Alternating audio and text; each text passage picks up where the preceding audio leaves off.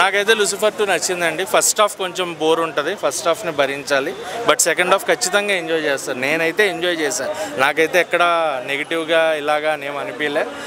కాకపోతే ఎంట్రీస్లో స్లో ఉన్నాయి, కొంచెం హై ఇచ్చే మూమెంట్స్ చాలా స్లోగా పేస్డ్గా నెరేట్ చేసినట్టు అనిపించింది.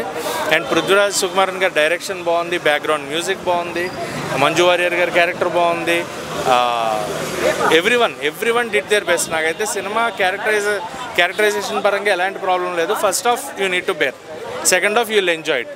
అండ్ పార్ట్ 3 కోసం ఎగర్లీ వెయిట్ చేస్తున్నాం. ప్రణవ్ మోహన్ లాల్ గారు అబ్బాయి ఆయన ఎంట్రీ చూపించారు ఎండ్లో.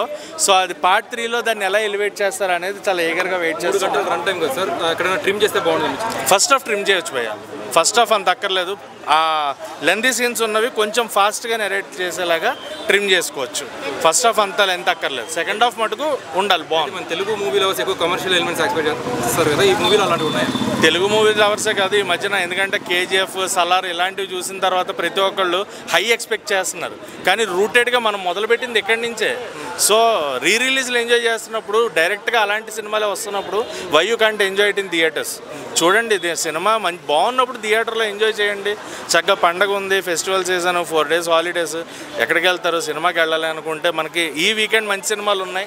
So please enjoy it in theatre. నేనైతే అదే చెప్తాను. లూసిఫర్ 2 థియేట్రికల్ ఎక్స్పీరియన్స్ ఉన్న సినిమానే, ఓటీటీ వాచ్ కాదు. Particularly theatre experience. First half bear చేయండి, మళ్ళీ బాగుంది అన్నాడు ఏంటి అని అనుకోవద్దు. ఫస్ట్ హాఫ్ బేర్ చేయండి, సెకండ్ హాఫ్ ఖచ్చితంగా ఎంజాయ్ చేస్తారు. Climax you will enjoy. 5 out of 5 అండి.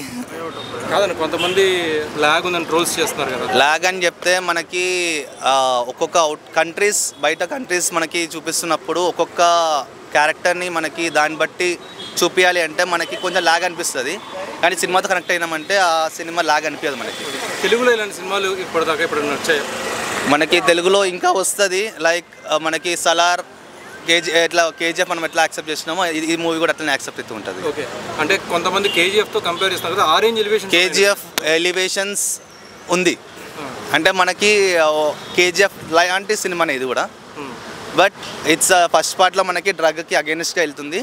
సేమ్ సెకండ్ పార్ట్ కూడా అదే రివీల్గా పోతుంది. అంటే ఇది డైరెక్ట్ తెలుగు రిలీజ్ చేశారు కదా, మనం పార్ట్ 1 చూసుకుంటే మెగాస్టార్ చిరంజీవి గారు. అది గాడ్ ఫాదర్తో సంబంధం చేయొద్దండి. చూస్తే ప్రైమ్లోనే మనకి లూసిఫర్ ఉంది. లూసిఫర్ చూసి ఇది ఎంపరానికి వస్తే మనకు ఫుల్ సాటిస్ఫై ఉంటుంది. మై క్వశ్చన్ ఇస్, ఒకవేళ ఇది మలయాళంలో రిలీజ్ చేస్తే తెలుగులో మెగాస్టార్ చిరంజీవి గారు చేస్తుంటే బాగుంటుంది ఎక్కడ? నో అస్సలు సెట్ కాదండి. సెట్ కాదు. ఎందుకని?